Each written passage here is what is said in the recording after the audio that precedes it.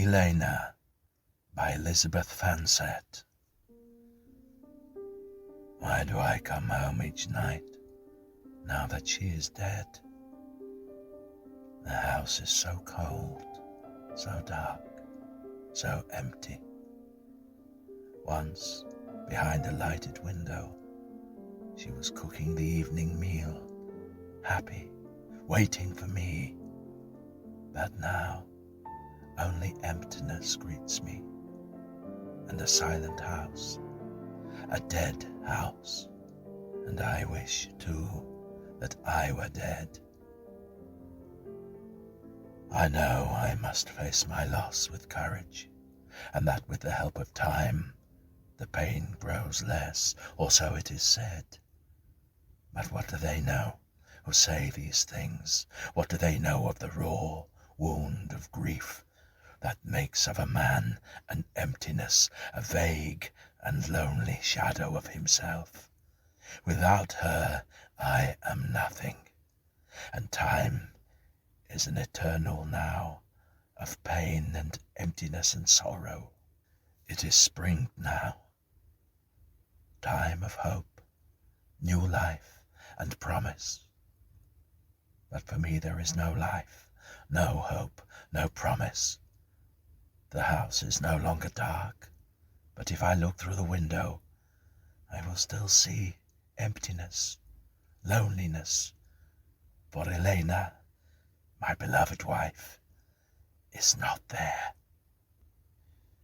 He walks slowly, reluctant to approach the house.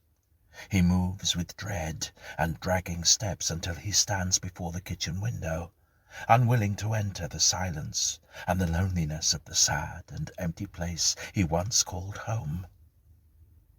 But tonight there is movement. Someone is standing by the stove. Someone who looks like... No, that is impossible.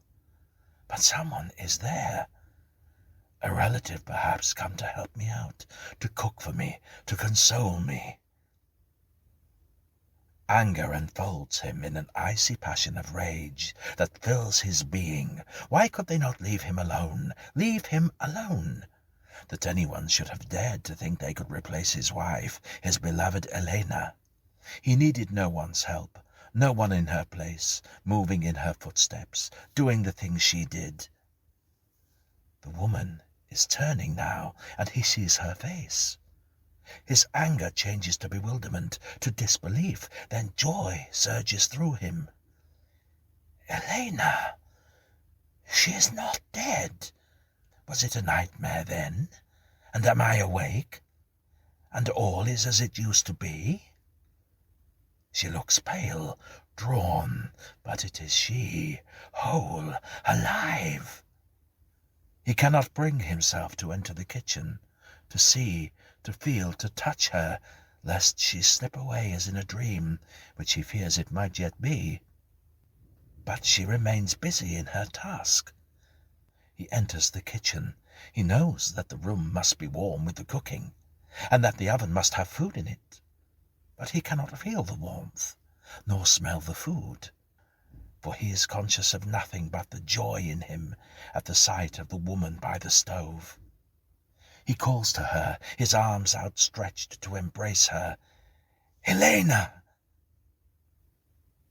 The sweetness of her name is on his lips, but his voice sounds only in his mind, in his shocked and startled soul. Something is wrong. She does not hear or see me, and now that I am close to her, she looks... Oh God! Is it?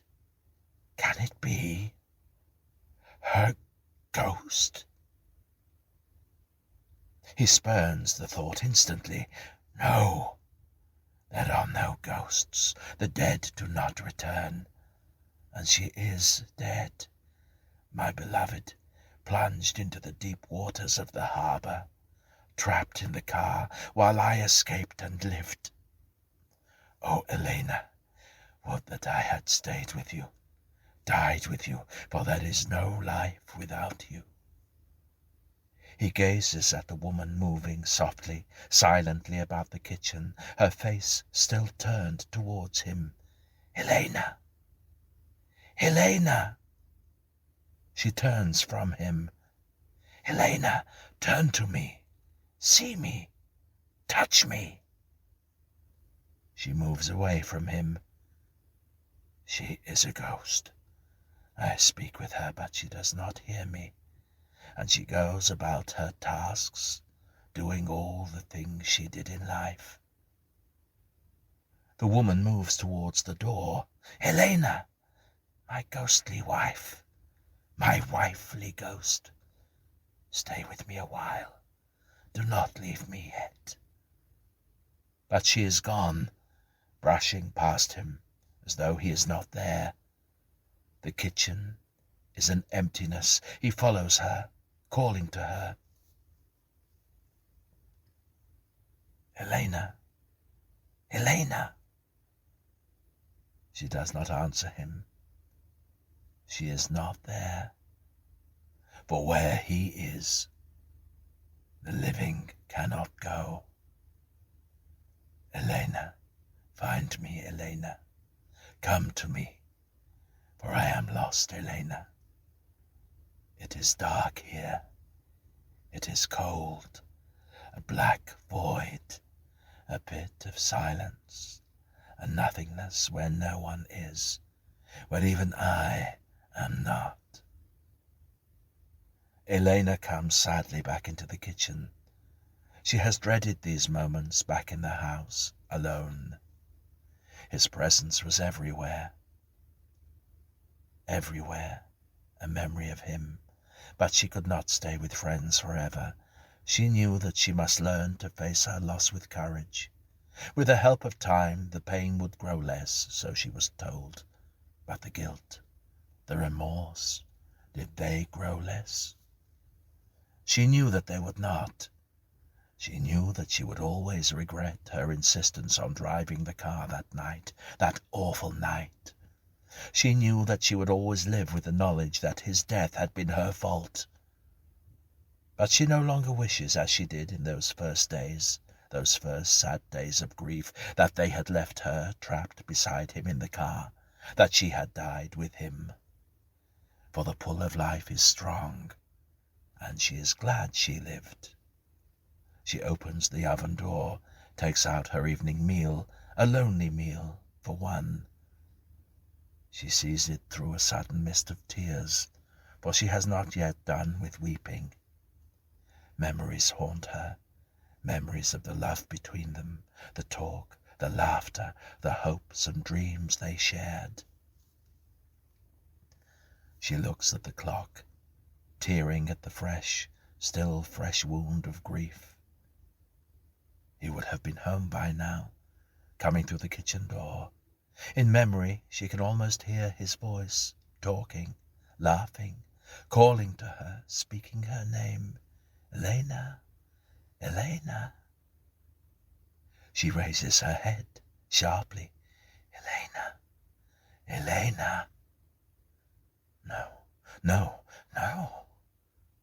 Her voice is a whisper in her shocked and startled mind, and no sound breaks the silence of the kitchen. A cold air embraces her, blowing out the gas.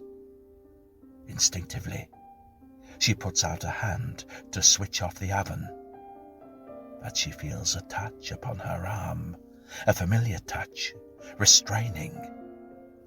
Trembling, she sinks to her knees before the open oven. The gas tap remains on.